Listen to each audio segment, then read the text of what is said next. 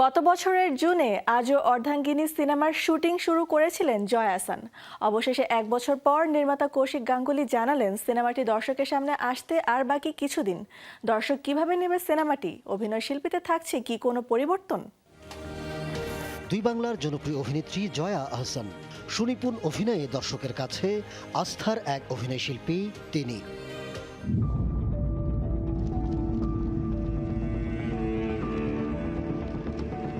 2023 সালে মুক্তি পেয়েছিল জয়া আহসান অভিনীত সিনেমা অর্ধাঙ্গিনী। প্রধান অন্য দুই চরিত্রে অভিনয় করেছিলেন কৌশিক সেন ও চূর্ণী গাঙ্গুলি। ছিল তিনজনের দাপুটে উপস্থিতি, যা নজর কাড়ে সিনেপ্রেমীদের। সুমনের অসুস্থতাকে কেন্দ্র করে দেখা হয় তার সাবেক স্ত্রী শুভ্রা ও বর্তমান স্ত্রী মেঘনার। তৈরি হয় সম্পর্কের টানাপড়েন। মোটা দাগে এই ছিল গল্পের প্রেক্ষাপট। সাধারণ দর্শক থেকে সমালোচক সবার ভালোবাসা পায় সিনেমাটি। সেই ধারাবাহিকতায় তৈরি হয়েছে সিকুয়েল।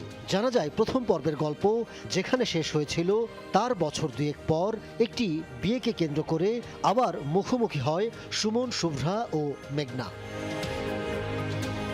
এবারও জয়ের সঙ্গে আছেন কৌশিক সেন ও চূর্ণী গাঙ্গুলি। তবে তিনজনের সঙ্গে নতুন পর্বে যুক্ত হয়েছেন ইন্দ্রাশিস রায়।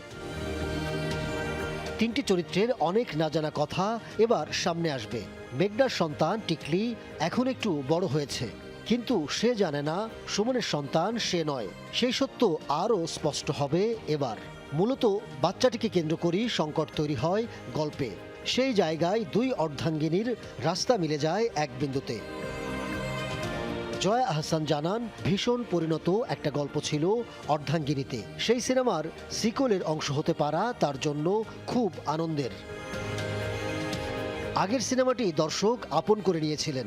সিকুয়েল নিয়েও তাই টিমের প্রত্যাশা বেশি। প্রত্যাশার চেয়ে বাড়তি কিছু ফিরে দেওয়ার চ্যালেঞ্জ নিয়ে ফিরছে আজও অর্ধাঙ্গিনী।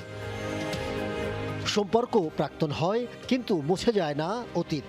কৌশিক গাঙ্গুলির পরিচালনায় সেই গল্পে আজও অর্ধাঙ্গিনী আসছে 10 জুলাই পশ্চিমবঙ্গের বড় পর্দায়।